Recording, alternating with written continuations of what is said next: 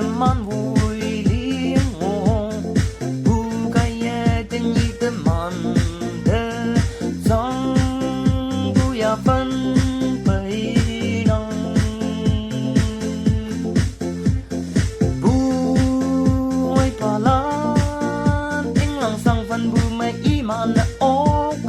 bu hay pa mẹ phê nó đang ngô hò chín la lần đời yang à chú đây tình này bu ấy hằng kê ngô hạ bu hằng kê chính người hạ bu hết ngô ya bách xe mi chặt lăn đời ya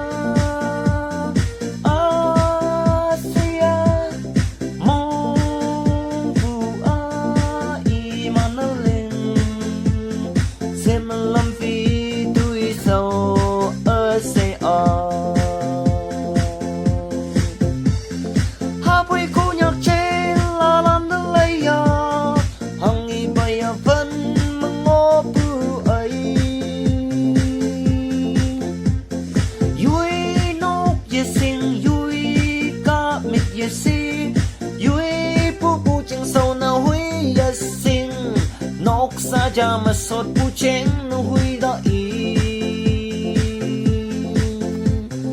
chốc khơi mốc bu về đây chẳng yang ngờ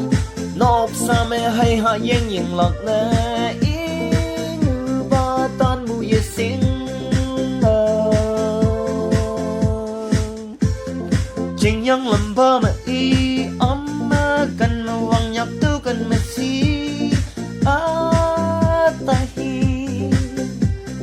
gã vang nắng ở với tầm phò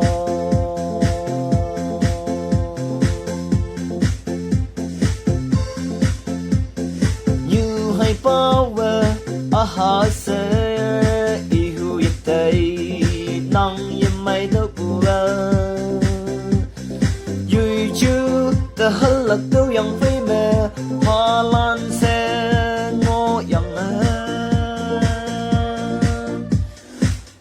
bao vi mong ở cùng người lên bu trên la lan ở nó kiến năng bu cả ta lan ki ama được kề